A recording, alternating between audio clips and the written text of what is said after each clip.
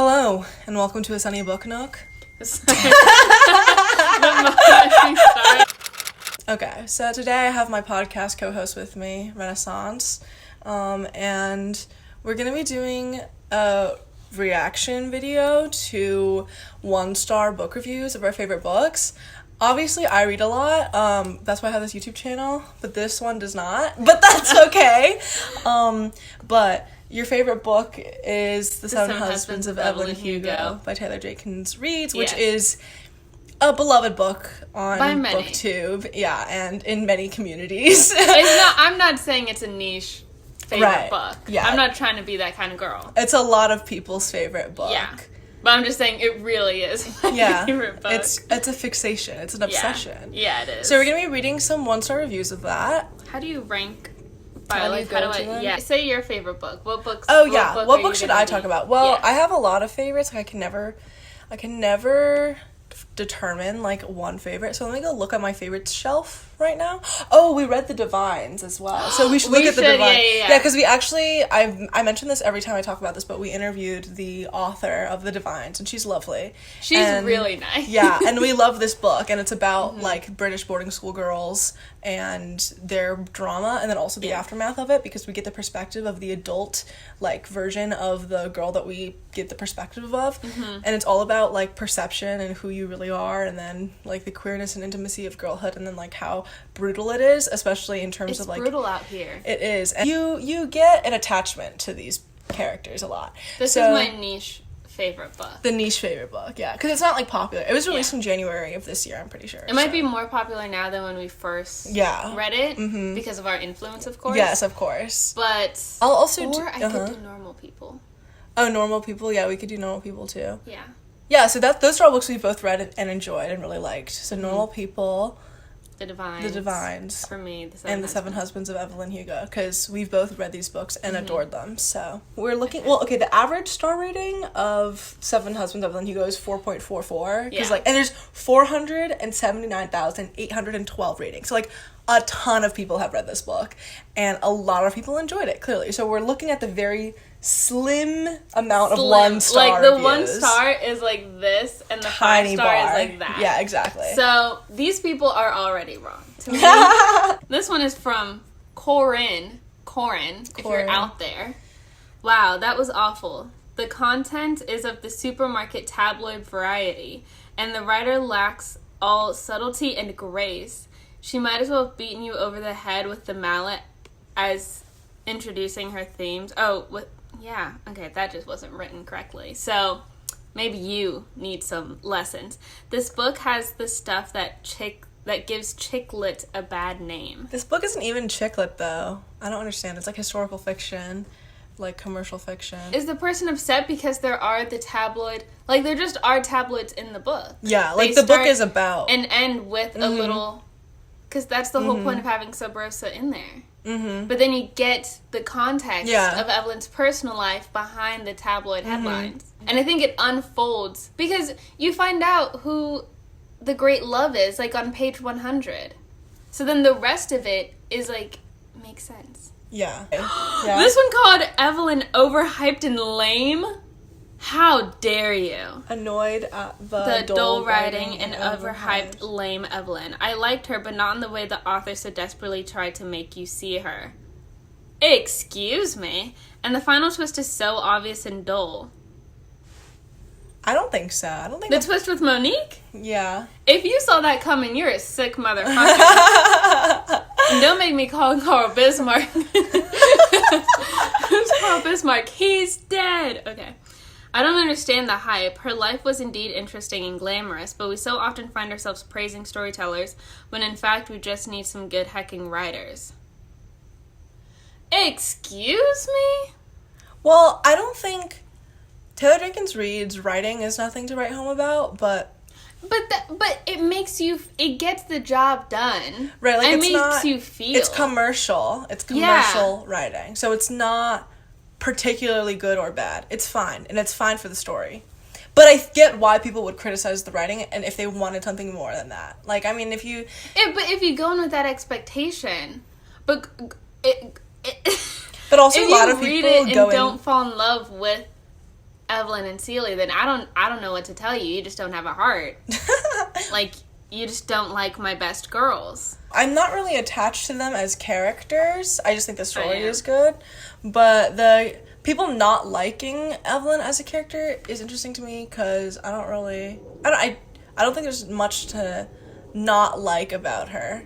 I don't really think, I don't know, she's just a person. And I think in the book it's pretty fantastic. clear. Evelyn herself says that she's not a perfect person. She knows that she has, like, this evil streak within her. This evil streak? Not evil, but, like... Yeah. She makes bad choices. I like some parts of Evelyn's life, but I don't think this book is worth the read. It's too simple and juvenile. Yeah, I think that's fair. The dialogue and the characters and their thoughts are laughable. That's funny. I thought this was her debut novel, but apparently not. This is poorly executed. The characters don't have distinctive voices. There's no development whatsoever. False because I feel like that's a fair argument. The characters don't really have distinctive voices.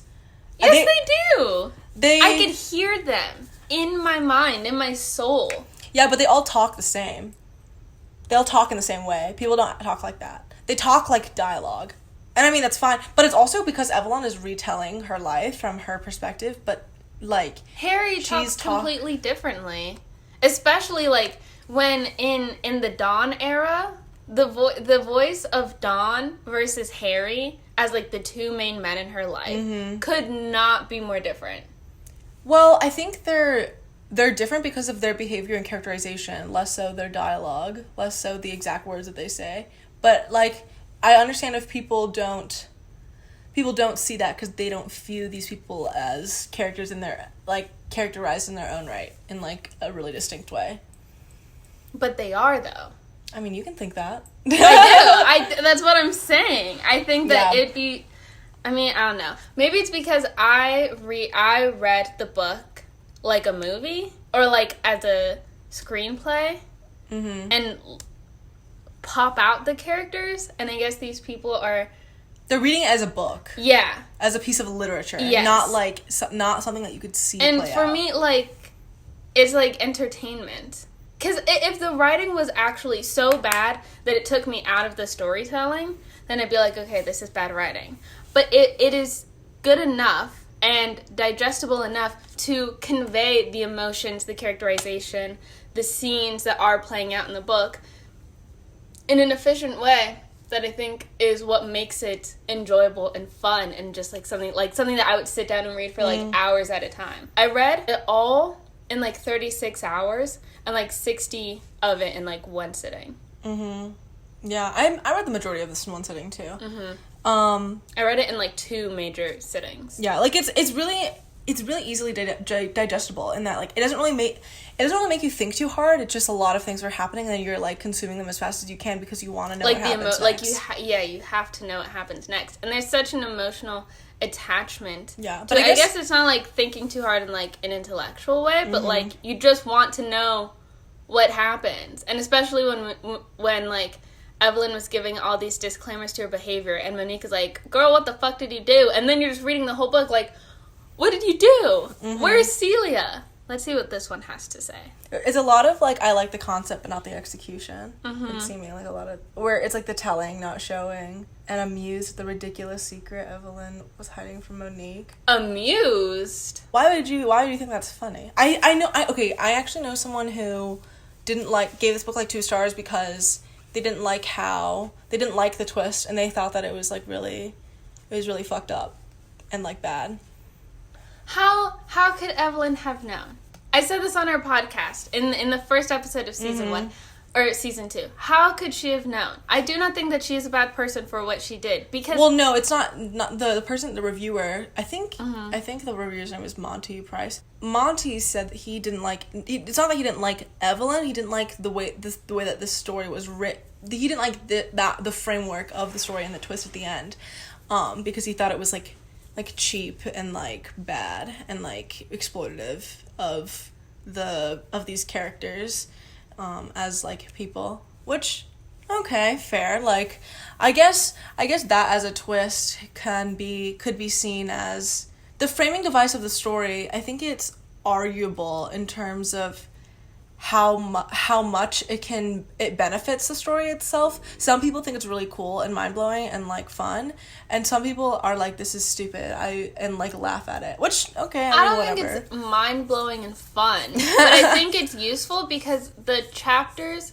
well, Monique's chapters where it's just her, one are like really short, like flash in the pans, and two, it like, you need those breaks because they always come at like, you just got a huge emotional lump, and I feel like Monique is very useful and like economized in this way that gives natural breathers for like, because Monique's plot, like her individual plot, is really minimal, and like you just see it like kind of like this, like it comes in and out, and like after like huge chunks of Evelyn's life, and so I think that it's like, and like gives natural like that's how I was able to read so much of it in one sitting, is because every time that I thought like, oh my gosh, I need a break, like I should get up, it'd be like, oh, the next chapter is a Monique chapter, I'll read that, and then good so I think it like if you didn't have that, it would have been harder to have like keep a beat in the story, you know.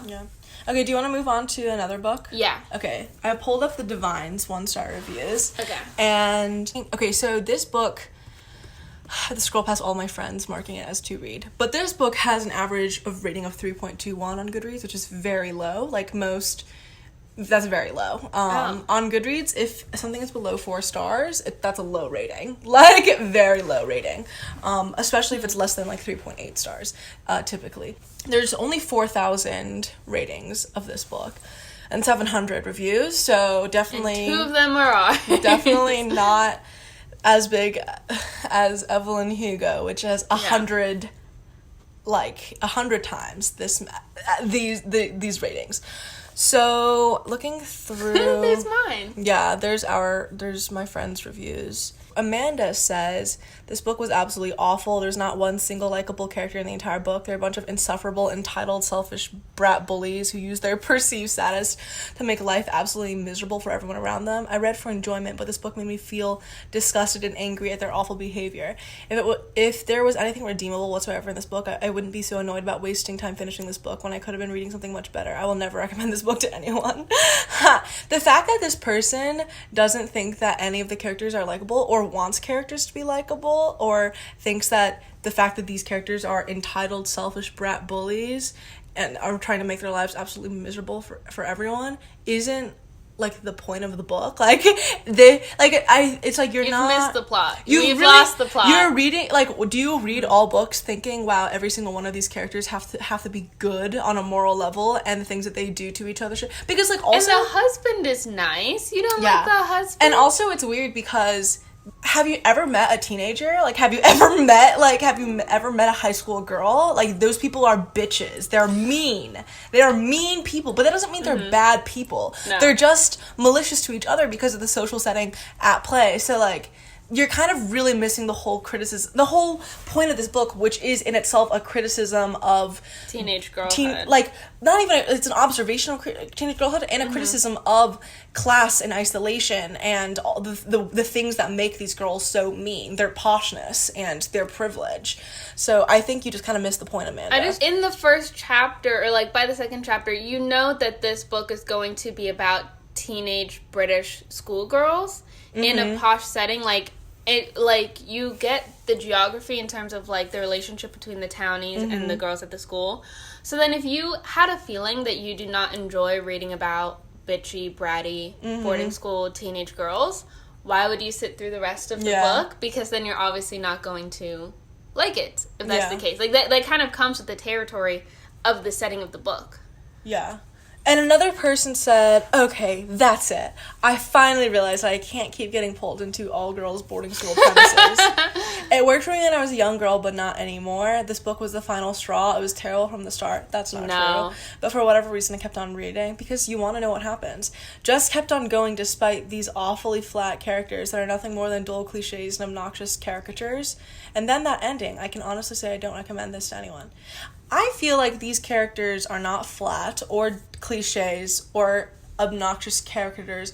I think these characters are criticisms of the idea of the obnoxious caricature of a teenage girl, the mean bully or the isolated loner, like, and the twist at the end, that is the crux of that criticism. Just talking about the way that we exaggerate our perceptions of ourselves and others around us into these caricatures, into these dull cliches, when we ourselves as people and the people around us are not that at all. We're all complex human beings, and that's what this book is ultimately about. And I can tell that a lot of you bitches missed that, I think. Mm-hmm. Or, like, you didn't enjoy the process or the way that the story told it, and, like, that's fine, I guess, but, you know.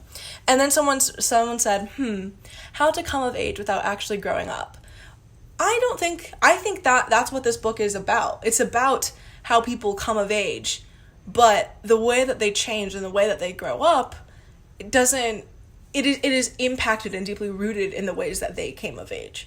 So, no, like, our 30-year-old woman character is dealing with, like, you know, motherhood and marriage and adult woman things, but she's still obviously stuck in her past. So this is just like, this is not a criticism, this is just an objective statement of what our character in the book does. And also she's parsing through what actually happened versus what she thought happened. Yeah, like, how much can I trust the perspective of my teenage self? Like, now I'm an adult human being who can, like, more easily recognize things and, like, understand the behaviors around me. So is what I thought when I was 15, 16, 17 of someone behaving this way actually how it was?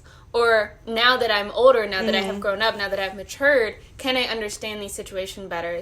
And to, like, what extent do you throw out your original feelings about someone or some situation to replace with your new matured view of them?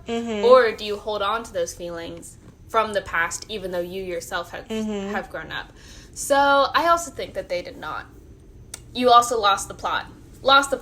Stamp. Someone said that it was a waste of time and they described it as anticlimactic. If you think this book is anticlimactic, what do you think is climactic? I feel like there's so many points in this book where I'm like, and the what's ending, happening?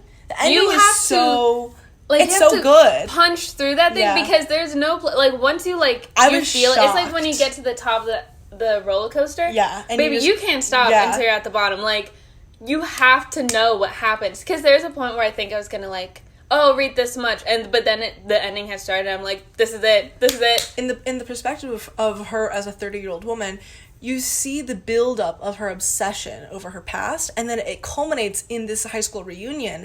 And then it culminates in something else. And it hits you, and it's like, I was thrilled. I don't know, I was on the edge of my fucking seat. Yeah. And also, I don't think it was anticlimactic because on an objective level, we know from the very beginning of the book that someone died or something really bad happened, and it was the girl that no one liked at school. Oh yeah, and how did you think it was anticlimactic? And then you see the lead up to all of that. So what's not dramatic about that? I don't understand. I forgot that technically, like, the plot is like a murder plot of the book. Or like a death plot. Yeah. Well, like, the point is that the narrator feels the guilt of the death, but you also, you don't really know where that guilt is placed, where in the timeline. So you're constantly looking for nuggets. This person is saying that they didn't get the point of this book. And then I'm all for spoiled rich kids and scandal, like Gossip Girl and Elite, but this was nothing like that. There was no character development. Everyone that was annoying, and some of the characters are straight up pointless and do nothing to add to the story. Like who? All of the girls in the friend group that I described play a very distinct and particular role in creating. And they create the environment. Exactly. Even, of that setting, of that cultish girls like school. Like you need each of them to create that holistic And what do view. you mean there's no character development?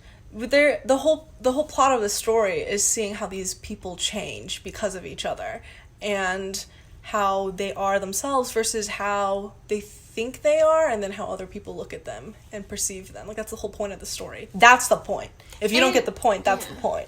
Also, rich people are the worst. Yeah, that's the point of the book. Like, I don't understand. That is even the point. Ellie Eaton said herself. Yeah. Like, this is a criticism on the British class system and what it looks like in its relationship to the actual working class communities that surround it and uphold it, aka the groundskeepers. Yeah. And the townies. And like all and the that's why people Lauren as a character is really important to the story. So, yeah. Anyway, well, those are those negative reviews about the Divines, which I think are wrong and incorrect. Quite silly. Also, people have a lot of criticisms of normal people, so when we pull that up, like, a lot of people don't like it. They think that, okay, someone said, one of my booktube mutuals, so sorry if you're seeing this, she said that Sally Rooney, or Normal People by Sally Rooney, is like John Green for adults, which I think is silly. Because John Green writes books for adults, I'm pretty sure, and they're not like this. And also, like, the romance wasn't, like, it wasn't interesting or it was boring. Oh, one of my friends, Anna, actually thought it was really boring. She didn't like it. Which is, like, interesting, because, I don't know, it's won so many awards and is so... Also, my mom loved this book. My mom's a reader. I am the daughter of the readers you couldn't burn. I love how the readers also enjoy For Normal People is Such a Fun Age, which I have on my shelf here. I think you've recommended The Seven Husbands of Evelyn Hugo, and then The course. Vanishing Half, which I also have I actually have right here, right next to Such a Fun Age. Wow. Well, look at that, folks. Anyway, so... Nina says, anyways. This is the most profoundly uninteresting piece of writing I've ever had the misfortune to read.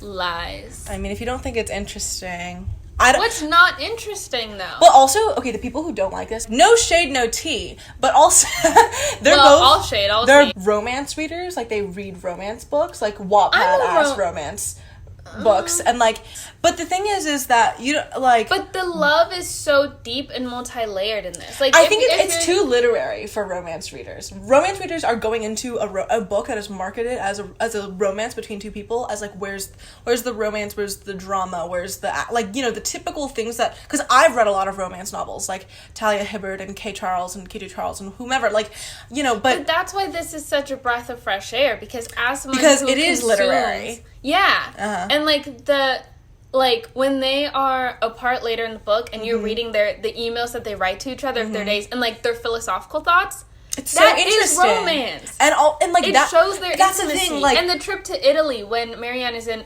her string of terrible boyfriends that she has, and how Colin, yes, like, stands by her, and, like, the bond that they always have that goes in between romantic, platonic, but never-ending emotional support. Yeah.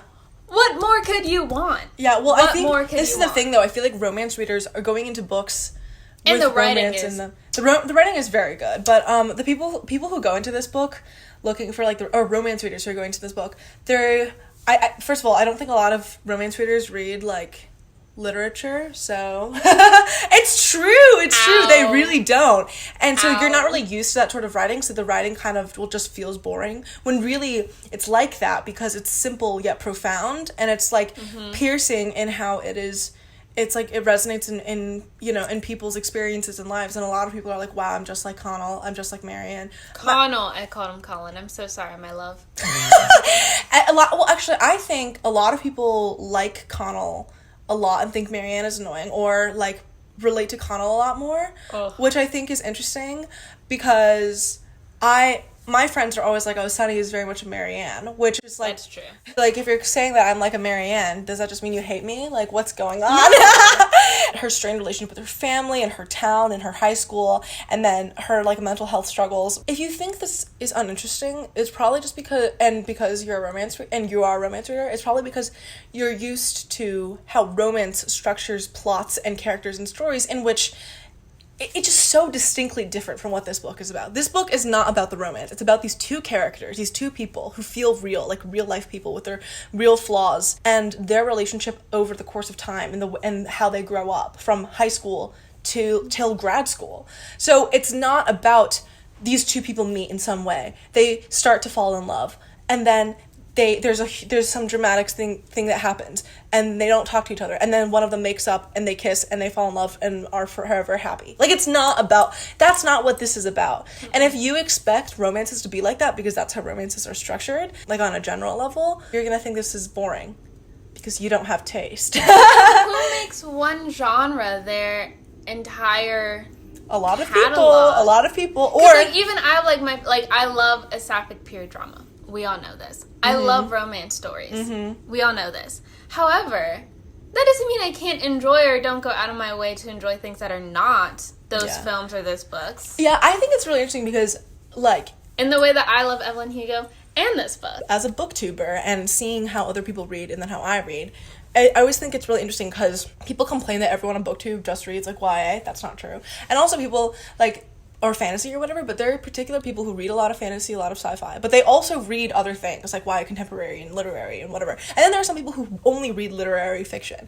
But because literary fiction in itself is, like, pretty expansive, it also includes, like, speculative stuff and oftentimes, like, historical stuff and whatever. And then there are people, like, I can think of people who read different types of books, obviously, but I think I try to read as widely as possible because I like a lot of things. I like romance novels, I like sci-fi, I like high fantasy, I like short story collections, I love literary fiction, I like YA contemporaries. Like, I'll read anything if I think it's good. So I think it's interesting to see other people who, like, exclusively read, like, literary fiction or historical fiction or like literature. I like seeing them diving into, like, YA or trying to read romance and, like, them not liking it. I think that's the same thing as romance readers reading normal people because everyone says the romance is so interesting, and the romance reader is being like, no, it's not, because it's not, it's like, that's just not your taste, that's not what you like. But I don't think it's a reflection of the book. The book itself is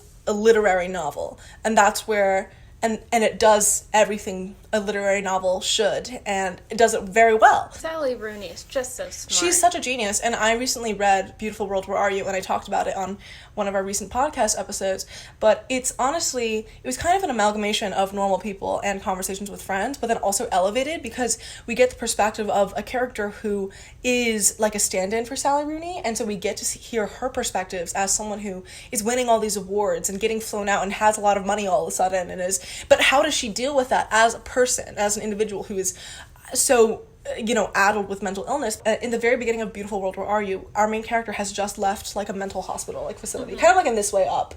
Our main character has basically just left, and now she's, and then she met some guy on a dating app, and now they have, like, their relationship. And it's, like, it's so compelling because it's also told, like, how in Normal People there's that section where Marianne and Connell are emailing each other. This Beautiful World, Where Are You is all emails to each other with snippets of their real lives in real time, and also deals with, like, the internet in this really interesting way. But, like, Sally Rooney is such a genius, and she's also a Marxist, which is why she's a genius. And, like, I really like her video. She has an interview called, like, Writing with Marxism or something like that, which... I'll have to watch that. Yeah, it's pretty short, and I remember watching it a couple years ago and being like, this person is so smart. And also, even the ways that in Normal People... Well, she's Irish, and Irish Marxists are... Here's my copy of historically Normal People. About that life, so... My copy of Normal People is on the very edge of the shelf, because it's a fave. She's a fave. Connell does talk about how, like, literature and books is so inherently... Classist. And the idea of... And she explores that even further later, but... But in order to have a character to make those criticisms, the author themselves have to be aware of the criticisms to be able to make. Like, in order for her to make Connell a relatable character from a working class background, she would have to be not only sympathetic, but aware of the actual... like, what an actual working class life is, instead of a rich author who has already been rich trying to write about a working class character, which ultimately is going to fall short in at least one aspect, but most likely several, or just the various, like, takeaways from being from a working class background. And her ability to juxtapose Marianne and Connell as like-minded people, but ultimately from drastically different material backgrounds. Having to scroll through all of my friends having marked it as read or to read is something Everyone else. has read this. Yes, everyone either rates it, like, the majority of my friends' reviews are 5 stars or 3 stars, and then the occasional 4-star, which I think is interesting. Okay, this book is even bigger than Seven Husbands of Evelyn Hugo. There's 600,000 ratings, and... I'm not surprised, because it's a bit smaller. 53K reviews. Because it's an adult literary novel, whereas The Seven Husbands of Evelyn Hugo is... fun. Camp. Sexy, dramatic. And the average rating for this book is 3.85. So yeah, it's a generally enjoyed book, with some people who don't like it. But let's go to the 1-star reviews of this. It has, like, 100,000 more ratings. There's 14,000 1-star reviews, which I think is interesting. A man... But 14,000 out of what's the total? 600,000. Yeah, so... A lot of these 1-star reviews are from men, so that's a problem. That makes sense. That's your problem, babe. First of all, as a man... Why are you reading? Yeah. Why would you read a book? Don't do that. Exactly. Just Go, shut up. Chop some more. I don't really know how to explain just left with this yucky feeling, how it seemed to romanticize this submissive, abusive, and self-absorbed behavior. But it doesn't romanticize No! it. It portrays how people actually are. You have lost the plot. Okay, this person named Leah says, I would frankly like to slap every single person who insists on comparing Sally Rooney to Jane Austen. Who's doing that? Kindly get Austen's name out of your damn mouth, you freaks. Jesus Christ. Wow. First of all, Jane Austen is dead. Is not that serious. She's not that good. Okay? Mm-hmm. Sally Rooney, Jane Austen. Like, let's be honest here, okay? I have no skin in this fight, I would like to know what the people who call this book a romance, an elegant love story are smoking. Is it crack? Because what the fuck? Well, it is a romance, an elegant love story, because it is about the love between two people. But it's not. I guess if you're going into it thinking of like Jane Pride Austen, and Prejudice, yeah, then girl, this is not Pride and Prejudice. Girl. The thing about Jane Austen's characters is that they don't have any contemporary internal self. Okay, Sally Rooney is writing people who are supposed to be like her, like us, like any other person in the modern age, you know, like someone who... Doesn't Jane Austen have the most contemporary remakes of her stories, though? Yeah, because, like, Clueless. Yeah, Clueless. Emma, the remake of 2020 or 2019. With Anya Taylor-Joy, I love. Yeah. And there's, others. There's other Pride and Prejudice retellings. So many. Honestly, endless. Like, they never stop. But anyway, so then someone says, this is one of the most overrated books I've ever read. It's painfully pretentious, gimmicky, and try hard. Whoa! Pretentious? Gimmicky? I don't really think so. I think What gimmicks? What goops, gags, and gimmicks? Maybe, like, the lack of quotation marks. People have complained about that. But it doesn't really matter to me. I listened to the book via audiobook when I first read it, so it literally did not matter to me. But I feel like if you've read more than 5 books, you've come across books that don't use quotation marks. And also, they have such distinct voices that if you cannot tell when who and who is speaking and about what and to whom, that's on you. And try hard. That's just how lives go. Like, you see them in high school. You see them apply for colleges. You see them get grants. You see them graduate. You see them start to have adult relationships with other people. They talk about not only, like, when they're children, their financial backgrounds as they're dependent on their parents, but then you also see Connell trying to become independent himself. And, like, in a very real, relatable... #girlboss way. They're girl bossing in the name of Allah, of course. Like, it is. Yeah. Like. Yeah. I really don't like these paragraphs. Okay. The book has no plot. It is basically a series of snapshots of the world's most boring relationship between two of the most boring, navel-gazing, and pretentious people to ever exist. All these people care about is sounding highly intellectual. This involves paying lip service to communism while living on your family's money and never working a day in your life, and talking about Palestine and college parties and being popular even as adults. Seriously. They have an on and off relationship because they're full of boring hang-ups and they keep cheating on their current partners during the off months. That's basically it. That's the book. It goes nowhere and nobody grows up. There's no side plots to speak of, nor secondary characters with more depth than a puddle. Well, the reason why the secondary characters aren't really focused on in any particular way is because this book is about these two people in their relationship to each other, and like that's the focus on. And the thing is that in your life as a real person, you think of yourself as the main character, and then you think of the person that you're in love with as the other main character, and then everyone else doesn't really matter. And like, so that's how this book is formatted in that way intentionally. And it's also like, it's an on and off relationship where they cheat on their partners because that's how a lot of people's lives work. Like, it's not that cut and dry. People have complex ways of dealing with things, and one of the ways that we see these people grow up is through their on and off relationship. And also, like, it's not that these people care about sounding highly intellectual in terms of, like, talking about communism. But also, okay, living off your family's money, that's just not what this... Like, Connell's mom is a house cleaner. And he clearly struggles to find work, and... We clearly see him struggle in terms of class. And then... And then Marianne, her family's rich, but she's been estranged her whole life from her community for being like kind of a weird girl. And then throughout college and throughout later in life, like when she's developing her own ideas and when she's going about the world, like she thinks about class and Connell thinks about class too in these ways that it's not because they're pretentious, it's because they are aware of themselves and they care about, and like Irish people care about Palestine. They care about Why Palestine. would they not talk about Palestine at college parties? I don't understand it. When I go to parties, we talk about Palestine. Like, what are you talking I talk about Palestine. What do you mean? And paying lip service to communism? No, they are communists. They are Irish communists. They believe in freeing Palestine, and they're going to talk about it. Like, that's, what do you mean? If you think it's pretentious, it's like, do you go outside? Have you ever interacted with another person? Like, do all of your interactions with people have, like, this shallow veneer to all of it and never talk about anything that could be even perceived as pretentious because it's intellectual in some way? Like, how boring your life must be because... Damn.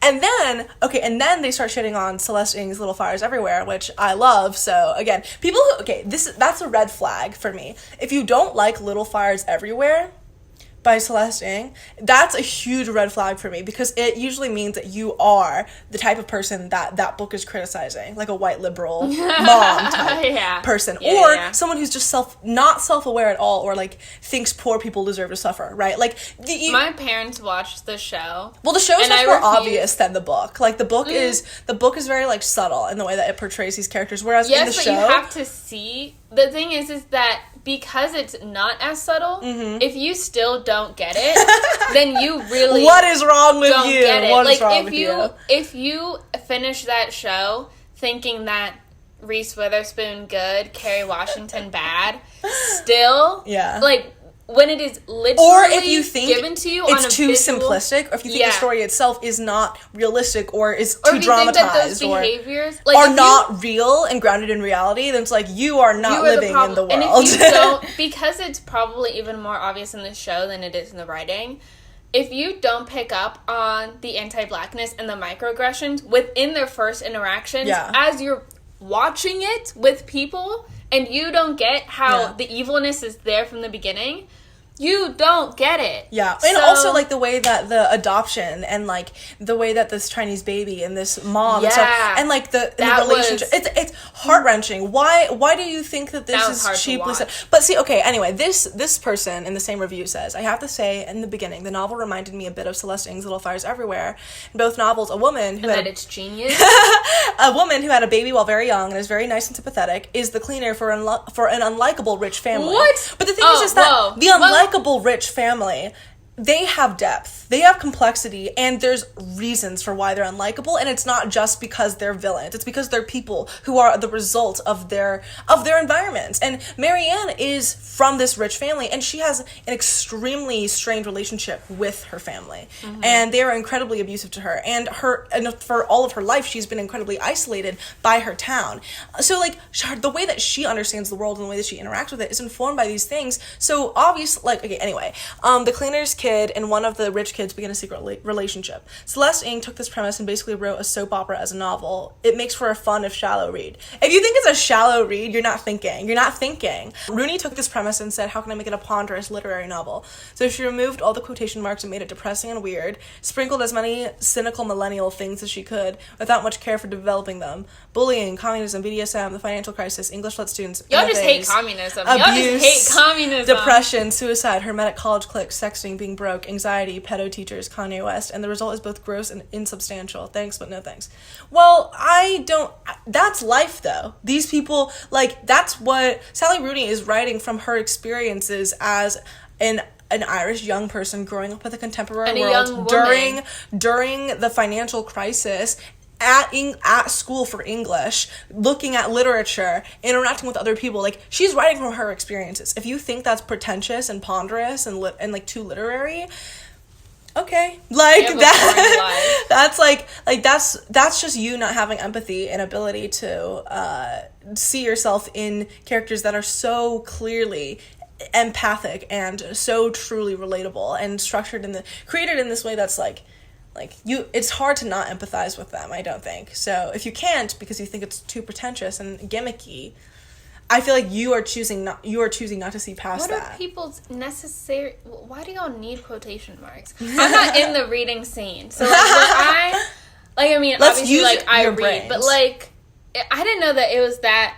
Like, it's not like, that serious. You didn't put a quotation mark. Like, yeah. Like, it's not like... Because it's not like it's like, oh, this was poorly edited. There's grammar mistakes everywhere. Yeah. It's intentional. The reason why there aren't quotation marks and the reason why the dialogue is written like that is because there's a blend between like what is your thought and what is what you say. Yes. And then what we say versus what we think and then the way that we interact with other people. And that makes one human... Like, you yourself are both what you feel and hear and what you say. Yeah. So why should that... And with a book that's so dedicated to realism and real life, as we keep on saying, why would there be that cut and clear distinction of quotation marks when the whole point is that we are seeing these two people for all of who they are, both their insides, both their internal dialogues, and their external dialogues between each other, and also how they have like parallel thoughts or thinking about the same things without communicating that to each other. And we see them go in and out of their natural communication, their natural rhythm,